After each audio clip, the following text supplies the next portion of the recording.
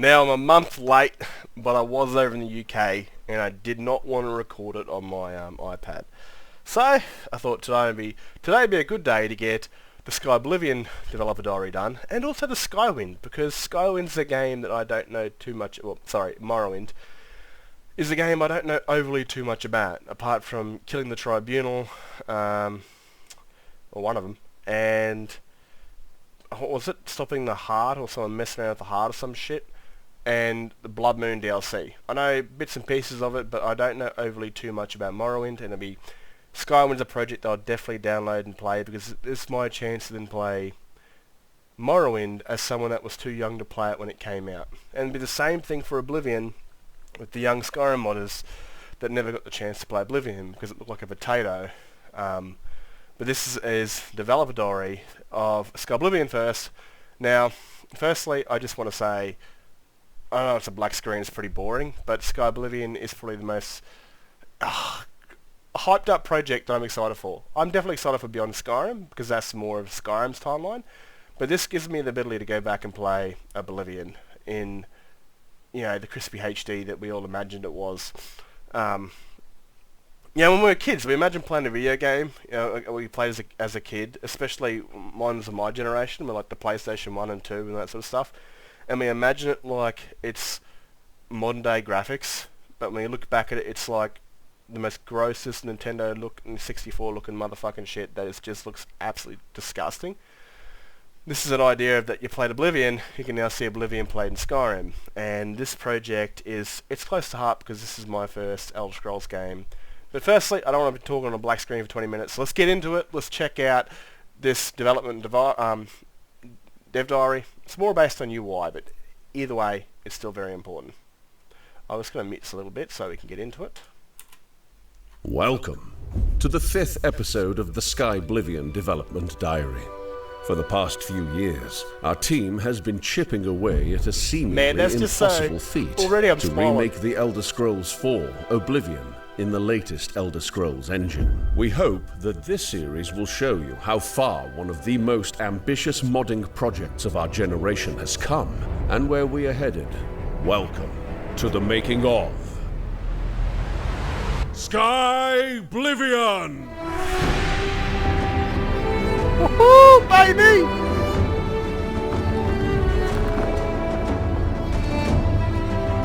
Man, this is beautiful.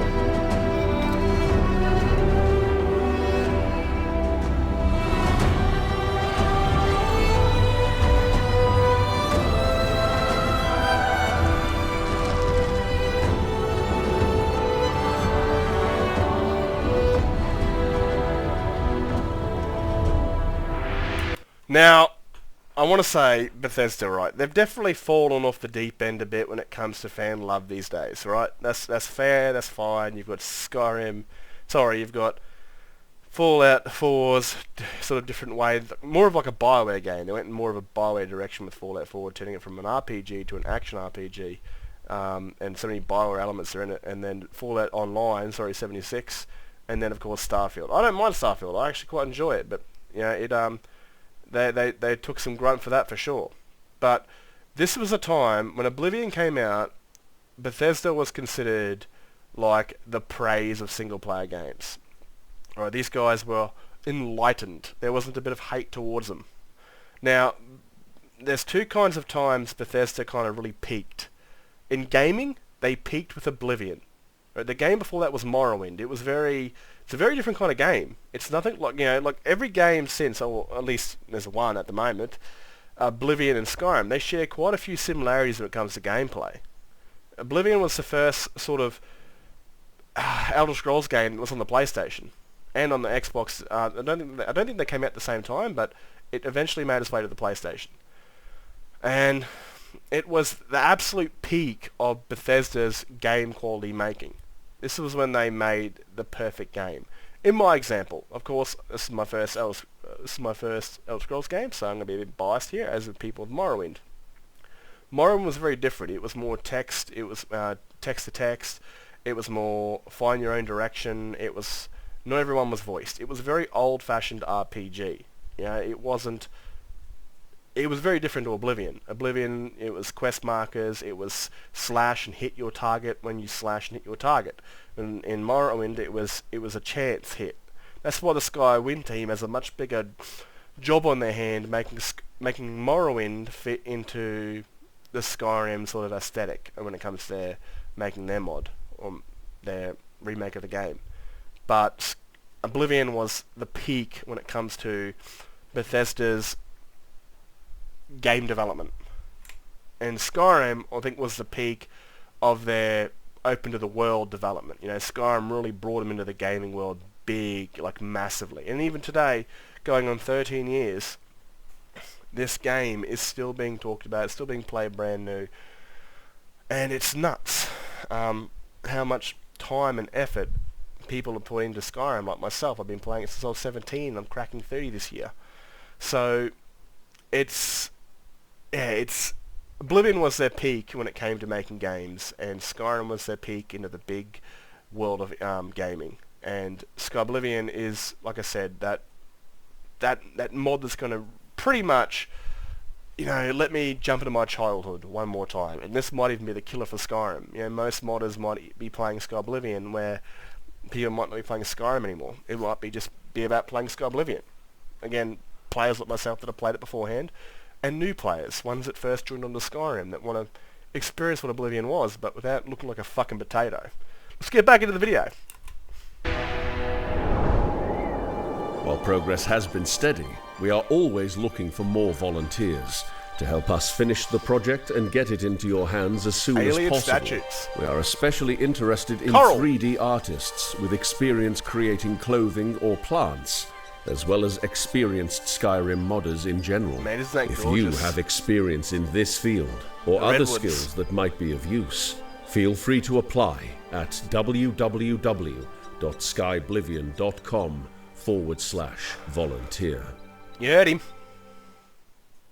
Skyfalls. The Great Forest.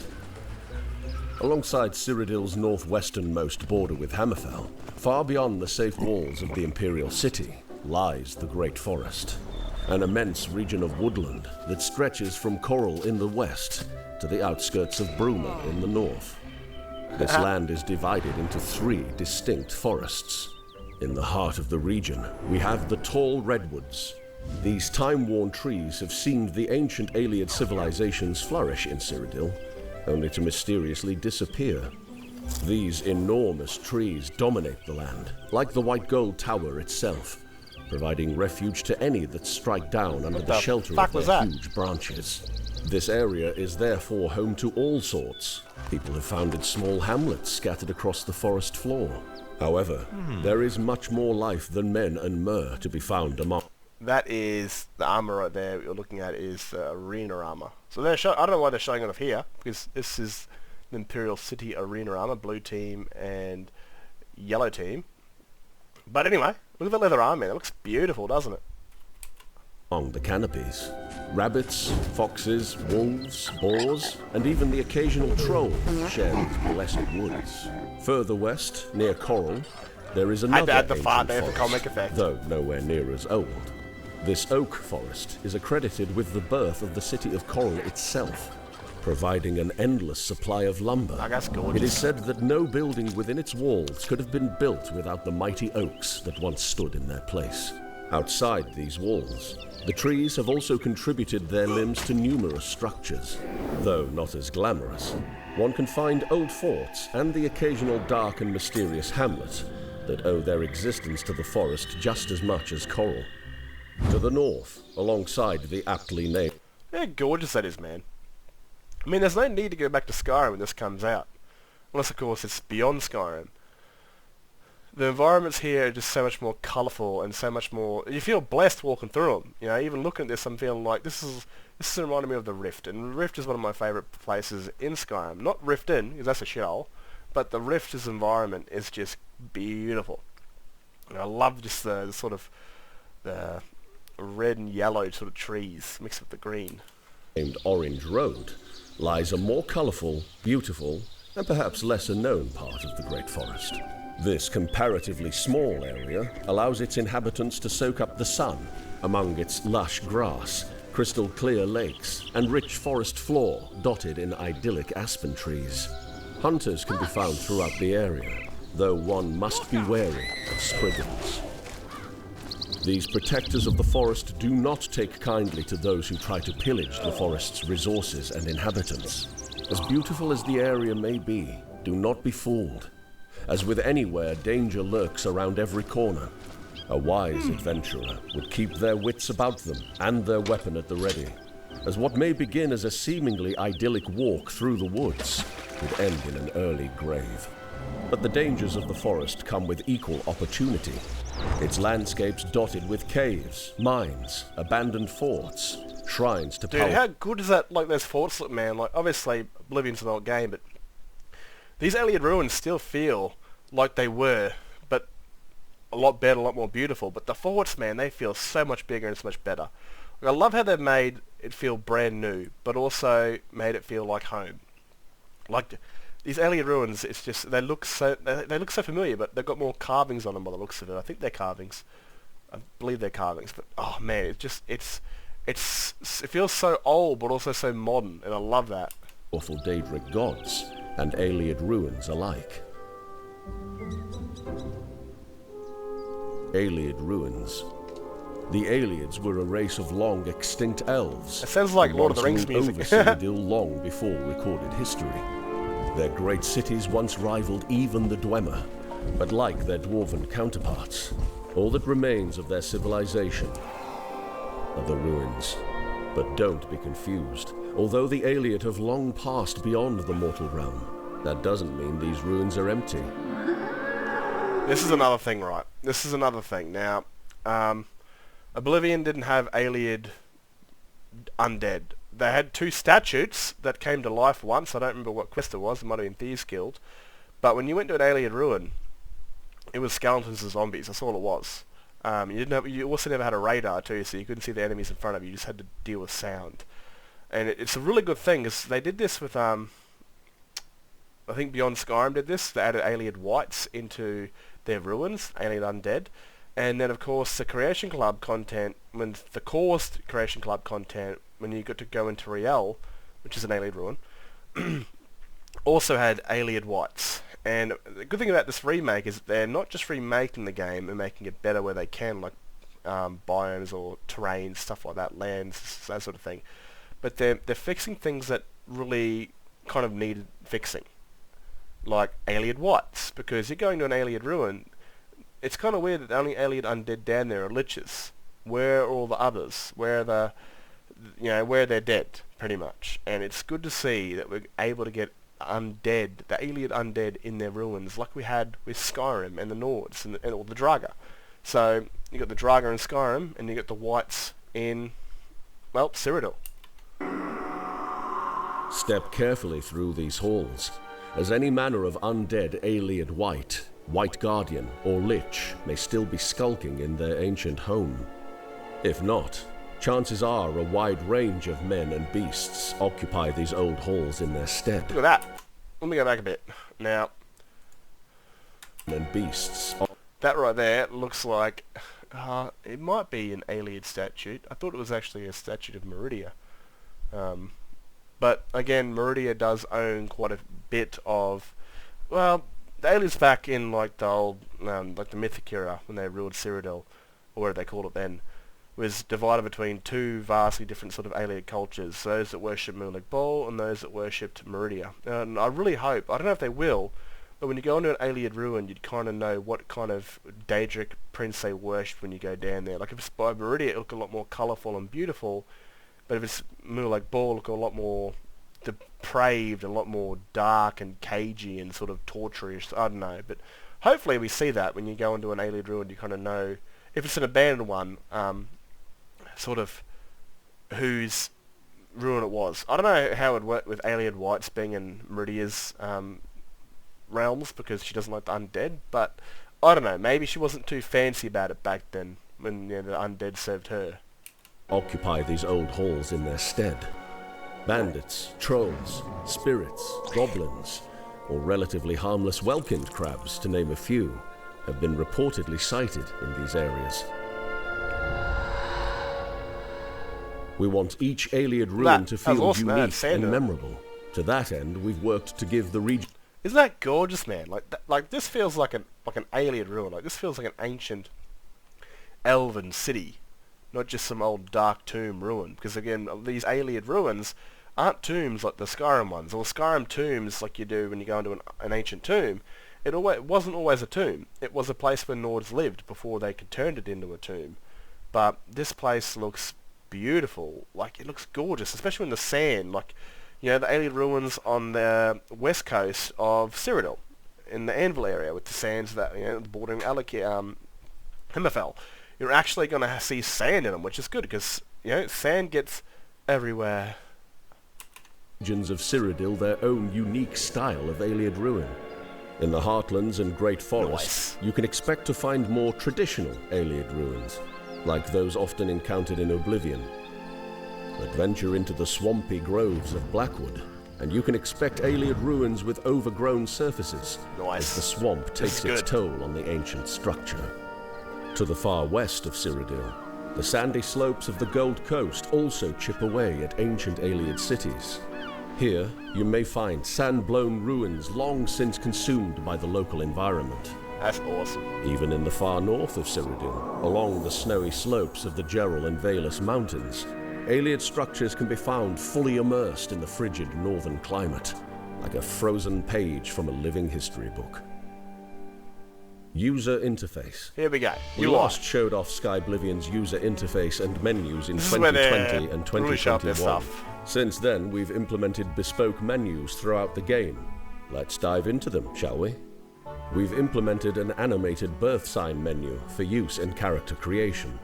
Whereas Oblivion used a list-based menu, we've worked to make the menu more engaging and fitting within the style of the Elder Scrolls universe, reflecting the constellations of the night sky. Additionally, as with Oblivion, each birth sign offers the player unique bonuses to support their preferred play style.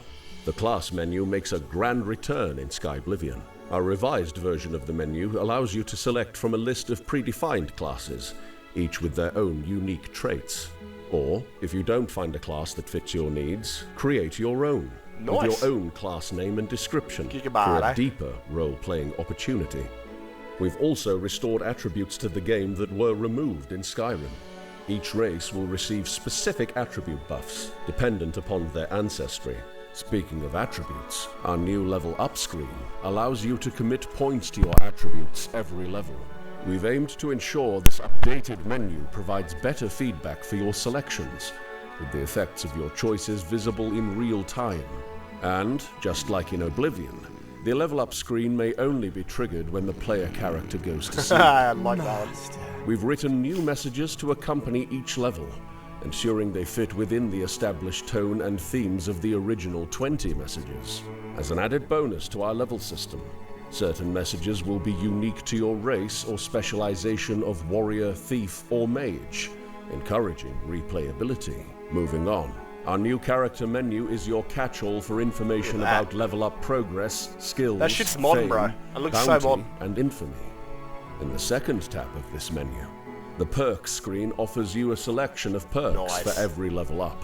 Additionally, we are bringing back the Mastery perk system, which will automatically unlock new perks once you've sufficiently developed your proficiency in specific skills. Best of all, we've designed the perk menu to be accessible and editable, giving others the opportunity to build upon our system should they desire. Oblivion's classic lockpicking system has been entirely remade and upgraded in Skyrim's now an engine. actual mod to download. Note that this isn't a simple reskin of Skyrim's system, but rather an entirely new replacement, which runs as smoothly and functions just as intuitively as Skyrim's native lockpicking screen. Skyrim's lockpicking system was a letdown, to be honest with you. It's way too modern, like you're lockpicking an actual door. This was a cool little game in Oblivion where you could see what you were doing. You know, you waste too many lockpicks deciding where the the friggin' thing's going to be. Is it in the middle? Is it in the left? Is it in the right? Is it in the middle, right, left, right? Like, it's just a pain in the ass. And, you know, and then you get the lockpick perk where you can't break any lockpicks. It just becomes useless. Like, it's very boring. At least with this one, it's more interactive and you can see what you're doing, which makes it either easier to not break all your lockpicks, which I like that. But again, Oblivion did things better than Skyrim did, and lockpicking was definitely one of them. Including complete controller support. New lockpicking mechanics introduced in the Elder Scrolls Online, as well as the original lockpicking system from Oblivion, influenced our new system. Lastly, in the realm of user interface, we've added 50 unique loading screens throughout the game. This is what it was like in Oblivion. It was like a paper loading screen. And a new loading indicator. That covers our current progress, but there's still more to come. We look forward to showing off an updated dialogue menu, inventory menu, and paper map in a future developer diary. With the user interface tackled, let's return to the Great Forest and its neighboring city, Coral. Despite the region's dangers, Coral's high walls and wide moat offer a safe bastion for those adventuring along Cyrodiil's northwest border. Dude, look at that. Outside of its gates... I don't know if you saw it, but are they introducing new sort of guard types into the game? Because that looks like a battle mage guard, which is pretty cool. Unless that's their, like, I don't know what they got hoods on, but maybe they are, because like in Oblivion, the only time you'd ever see a mage guard was if you went to, like, I think it was the Arcane, or like the Mages Guild, and they had guards there with like hoods on and shit that would shoot magic at you if you played up in that area of the Imperial City. And it's a really interesting idea to actually see mages, or guards that know how to use magic, because in Skyrim it's pretty boring, and I'm pretty sure in Oblivion it's sword and shield and bow. If you get too far, they shoot a bow at you, and they'll move closer to you using their bow until they get to a range where they'll pull their sword and their shield out. Having a mage actually attack you would be pretty bloody cool, and I like the idea of that there could very well be battle mage guards. Cyrodiil's northwest border. Outside of its gates lie numerous farms to keep its citizens well fed, and provide the county with enough surplus to trade with its neighboring cities, as well as the capital. Coral is divided into 5 distinct districts. Stepping through its gates, you will find your... That right there. So there's 2 guards right there. One's wearing a helmet, sword, and a shield, and the other just looks like he's got a sword on him. So very well could be that we're going to see, battle guards, guards with just swords and shields and bows, or maybe, who's that to the right over there? I guess it's the guard without his feet or some shit. Over here, whatever the hell is going on at the bottom right over there? It looks funky. It looks very funky. I don't know what to make of that. But maybe we might have guards, in 3 different sorts of armor materials. Hood for spell swords, steel for sword and shield, and we might even have like a lighter variant for bows, because that would make guards a lot more, I don't know, it'd make them feel a lot more better. That you've got ones that will chase you down with a sword and a shield, ones that will shoot bows at you, and ones that will shoot magic at you. That feels good. That feels like a better system than what Skyrim's got with just a sword and a shield and a bow. Yourself in the Fountain Gate district. Here, the city's main square circles the statue of St. Oswald. Good times await in the Grey Mare, the city's most affordable inn. To your left is Chapel Street, where you can find the Northern Goods and Trade General Store, Renoir's books for your spell tome needs, and the warm beds and good food of the more refined Oak and Crozier Inn. Towering at the end of the street, this place is so beautiful. Like, they've made it look so much alike it did, but like so much like it was, but so much better. Like how you dream about it when you haven't played it for like 10 or so years, and this is what it feels like. It's like an updated version of your head. Cathedral of Stendarr. Real. Here, the well-kept grounds of the God of Mercy and Justice create a stark contrast to the nice armor. Wait up, that armor, I've seen it. I've seen it before being worked on. That armor, I'm pretty sure, is made by the mod author that made the Lunar Guard armor. I'm pretty sure that's his piece right there. This is an armor you find. I think this is. I don't remember the quest, but I remember him describing it. It's the armor from you help a dude who's got debts to pay, and you bury up his grandfather and take his armor and weapons and stuff. And you either have the chance to pay him the gold to sort his debts out and keep the armor, or you give him the armor to pay his debts off. This is like it was like an ebony armor in the game, but it was white or silver instead of actually like black and gold. Very, very beautiful piece. I'll open up for you real quick.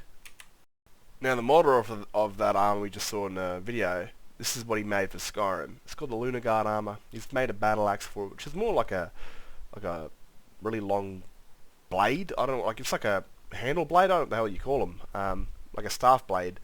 This is the armor that he made for Skyrim, and the image, well, of that armor. The reason it's so familiar for me is this one right here. So this is a project he was working on. I'm pretty sure that was the armor that we saw just then. Let's have a bit of a looky. Here, the well-kept grounds of the God of Mercy and Justice create a stark... Yeah, it looks like his gear. Yeah, it's his armor. So this is kind of the armor of a dude that's dead, right? And Skyblivion is remaking anything that was named or quest provided into its own unique asset, you know. And when it comes to Oblivion, Bethesda did a damn good job of making unique models, or even unique things. This was, in Oblivion, it was modeled after the Ebony armor, but it had its own texture, which made it unique, of course. In this, they're making it a lot different, of course. This is from the dude's dead grandfather. This is his grandfather's armor. And you find his corpse and you take his gear out and you give it to him to pay his debts off, or you pay him the money that he needs and you keep the armor yourself. So this is the sort of thing Skyblivion's doing, is when it comes to unique weapons and armor that are named or behind stories or quests or this and that, they will have their own unique 3D models in 2K, and they're absolutely fucking gorgeous.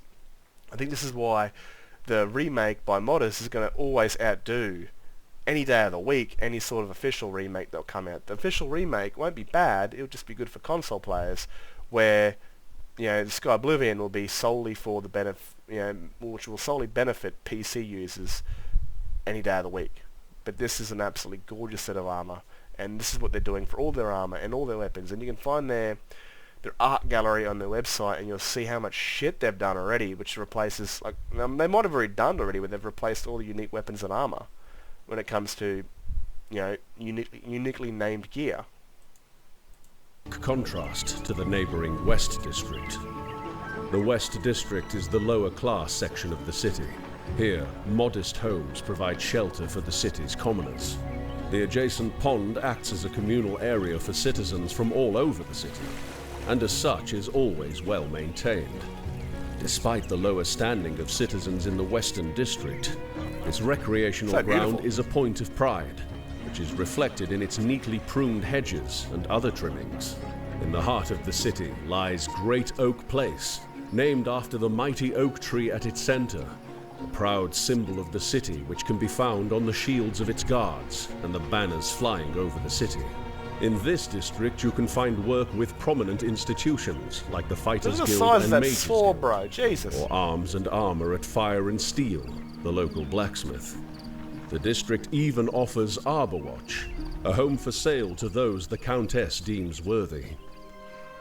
Lastly, Castle Coral, the region's seat of power and home to Countess Ariana Valga, dominates the entire east end of the city. Gorgeous, isn't it? From here, within its opulent halls, the Countess and her court govern over County Coral. Although Castle Coral required less overhaul than other locations in Oblivion, we've still made efforts to enhance the location. Now, Castle Coral has an improved approach alongside its entrance, with more landscaping and vibrant plants reflecting its occupants' wealth and stature. New fortifications, guards' barracks, a training field, stables, and an additional castle blacksmith. Well, those hoarded dudes might be not battle mages. Well, there were ones with just swords on them, but they could also be sharing the gear for both rogue archers and also mage archers. Furnishes weaponry in defense of the city. All help to make the castle more immersive. That's gorgeous. They've added things that just weren't there in the base game because it was Oblivion. It was made in, like, you know, 2005, 4, and 3. You know, and they're putting things there that weren't there but should have been there or would be there in a modern setting. And this is what Skyblivion is all about. It's remaking the base game, but also enhancing it to a modern standard of everything: the landmass, the terrain, you know, the added NPCs and buildings, the stuff like that you can fit now in I guess, Skyrim's setting with this, its creation engine, which is now old as fuck, but still compared to what we've got, we haven't got an Elder Scrolls 6, so it's a modern standard for us when it comes to Elder Scrolls games.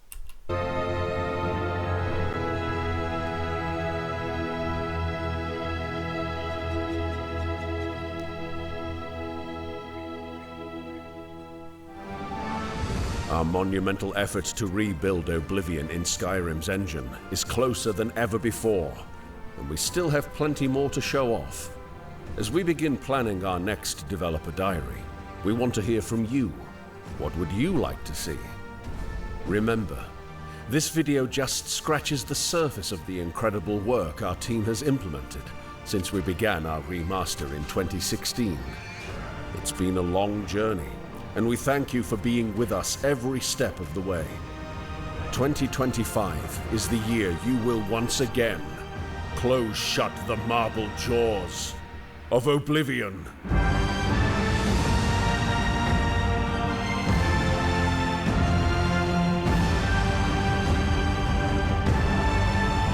That voice actor, I'm pretty sure that's the guy that does very similar, he does work when it comes to redoing like Shira Gorath, because he sounds very much like the Imperial Male voice actor in Oblivion, who does the Shira Gorath voice. I think that's him, I'm pretty sure it's him. He also does the Sky Wind mod sort of DevDairy, so we'll hear him pretty soon. But yeah, it's, I don't know, man, like, dude, it's just, what I really want to see from these guys is Knights of the Nine content, because that's what my favourite DLC. But of course, they're not going to do that until they get the base game out. There's one thing that I really want to know, though, and of course it hasn't been worked on, it hasn't even been talked about, because again, it's DLC content. With previous updates, we've seen they're enhancing things. So instead of fighting Menamarco in some bone-ridden cave, you're fighting him in Cold Harbour. When you go to fight him in Skyblivion, it's not in some cave like it was in Oblivion. You're fighting him in Cold Harbour, was where you'll end his life. The sort of thing that I really want to know for the Knights of the Nine is, are we going to have something like that with Umaril? Are we going to be able to fight him in the Coloured Rooms? In the Coloured Rooms is the Daedric realm of Meridia, and I think he's like a child of Meridia or some shit like that. Whenever he dies, he goes back and gets remade in Oblivion and comes back and causes some trouble. But if you kill him there, you finish him there, he's done, he's dusted. So I want to know if I can be the Holy Crusader and I can, I follow him through into the Coloured Rooms, the golden, white-pearled realm of Meridia, and I cut him down there. Like, that'd be beautiful to see some sort of, any version of the Coloured Rooms in an Elder Scrolls game, even it being a mod. But this is an absolutely awesome thing. I would definitely love to see a lot more when it comes to their weapons. I don't really want to see quests or anything like that. Maybe that might be good for other modders, like, no, not other modders. It might be good for other players that haven't necessarily played Skyrim. Show something somewhat interesting, like an interesting quest, and I don't think I really have any. Maybe the Vampire Cure quest? I don't know. I don't really know if there's any quests that really, and that I can really remember when it comes to Oblivion, that really knocked my socks off. But I don't know, the guys making this will have something definitely in mind for that, but I'd love to see a lot more of the custom weapons and armors, or a bit more into a dev diary where you kind of show off what you've done in the background, even if it's years old and you've done it years ago. I'd love to see the whole, like when it comes to Skyblivion, we have made weapons and armor feel more unique. So you show off the bits and pieces of gear that you find throughout quests or throughout enemies or throughout tombs and stuff like that, which you come across in the game, and it's got a unique model. I'd love to see a bit more of that when it comes to Skyblivion, because again, weapons and armor is a very big thing people like to collect, and there's an entire mod on that in Skyrim called the Legacy of the Dragonborn, and it'd definitely be something beautiful to see for a mod that comes out way in the future called Legacy of the Champion of Cyrodiil or some shit like that. But I'd love to see a lot more in the background sort of stuff of the weapons and armor that have been upgraded, or even the new Imperial armor being made, or something like that, or even other cities that haven't been shown off too much, especially Cloud Ruler Temple. Anyway, I'm going to get to the Skywind video, and I hope you guys have enjoyed this one, and let me know what you think about this project in below. And yeah, it's a beauty, and we'll see it next year. Anyway, I'm out of here. Hope you guys have liked. Catch us later. Peace.